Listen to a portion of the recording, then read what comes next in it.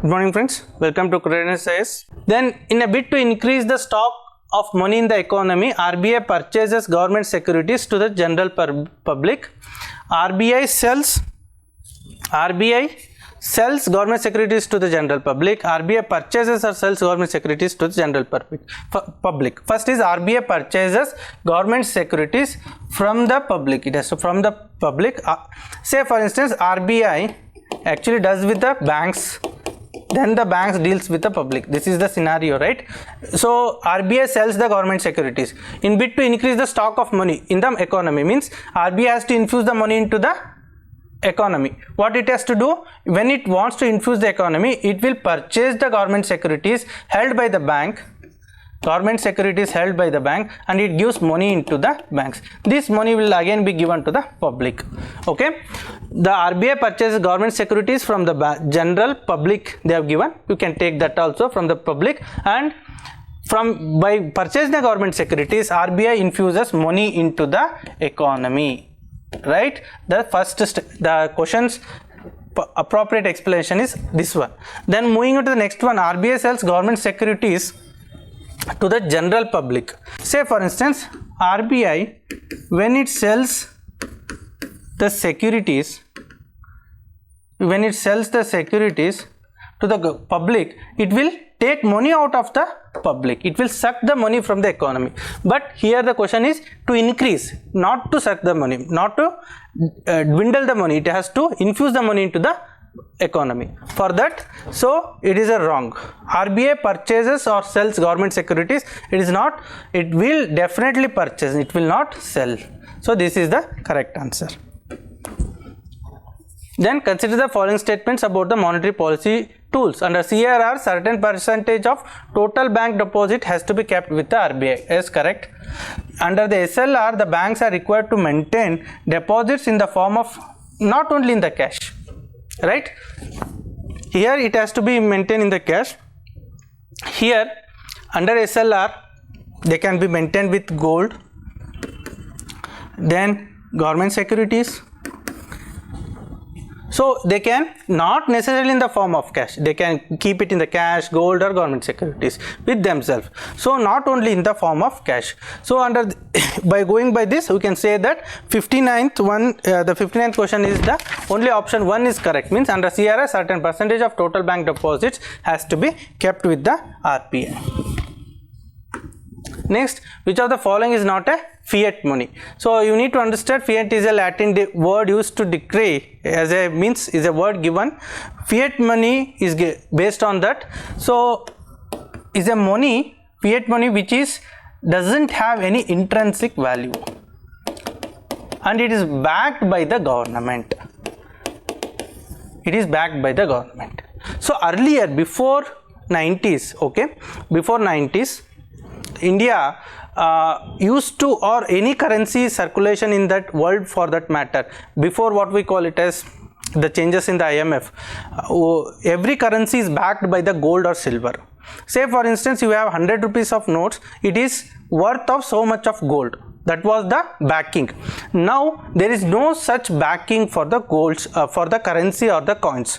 So earlier, suppose you have 500 rupees note of currency worth of you, that is valued of so much of gold, equivalent gold amount or gold coins, gold quantity. But now it doesn't have that type of scenario. So that type of money, we call it as the fiat money. It doesn't have any intrinsic value, it is not backed by anything or gold or silver. Examples are the currencies and the coins. These are the important, these are the example for the fiat monies. So currencies and the coins are the examples of the fiat money. So which of the following is not a fiat money? If the question is that, it has been wrong. Options, I think what they have given in the 60th question, answer given is A. So gold. So which of the following is not a fiat money? Means it is a fiat money. It is a fiat money. Okay. These are not fiat money. Check is also not a fiat money. Debit and credit cards is also not a fiat monies. So the option is not given properly, and the question answer is also not proper. So fiat money, if you come across, it is only the currencies and the coins are considered as the fiat monies, whereas the checks, debit cards, credit cards are not considered as the fiat monies because they are not backed by the government, or what we call it as, because they are not accepted for all the transactions. They are not valid for all the transactions in the country. Some may accept the check, some may not accept the check. Suppose the check may be issued, there may not be sufficient balance. Debit card, credit cards can be accepted at some point of time. They will not accept this at some other point, some other scenarios. Whereas the gold and the currencies and coins has to be accepted anywhere for any business for that matter. So that is why they are called as fiat monies. There are these are checks, debit, credit cards are called as representative monies. They represent the amount. They are called as representative monies. They are backed by something. Check on your account, okay, on your account you give the check, so, because in believing that your account has a sufficient amount to pay the honor the check.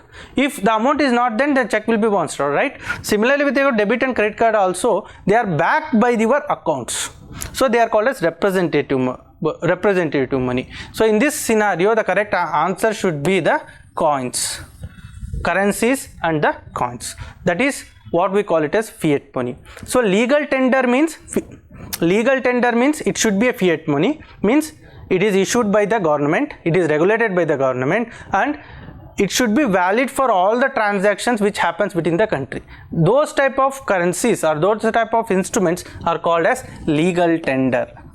They are called as legal tenders. So what are the legal tender? One, it should be a fiat money or should be accepted for all the transactions within the country.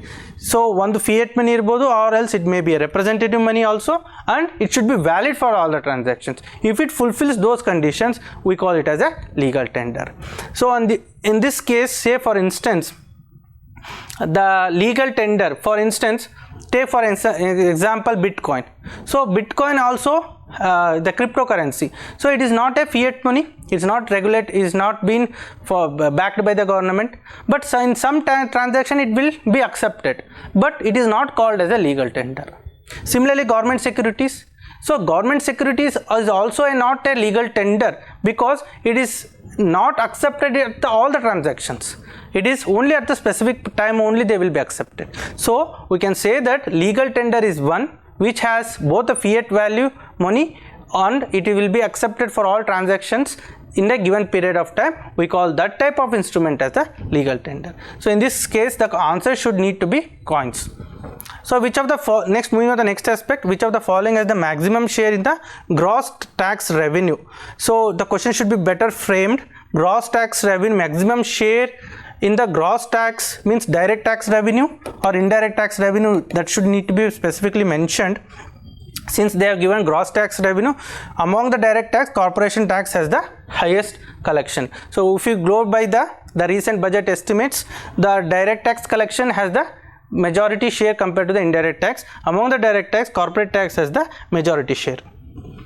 Then which of the following is an example of capital expenditure? So which of the following is an example for the capital expenditure they have given? In functioning of government department, day-to-day functioning is the revenue expenditure, sale of treasury bills, okay, say, and customs duties. So which of the following is nothing but capital expenditure, is nothing but the investment in the shares. So when you invest in the shares, okay, those type of things will be considered as the capex expenditure. So that is the answer, not custom duties, not the sale of treasury bills. So from the sale of treasury bills you will not make expenditure, so you will get the revenue, right, to the government. So it is not the expenditure. So answer will be the investment in the shares. It comes. Then in the government, how the government deficit can be reduced? So how the government deficit can be reduced? By increasing the taxes? Yes. By reduction in the expenditure? Yes. Through the sale of shares of PSU, that is the disinvestment which we discussed earlier? Yes. So from all these three, okay, the government deficit can be reduced. So answer will be D. The 63 questions answer will be the D option.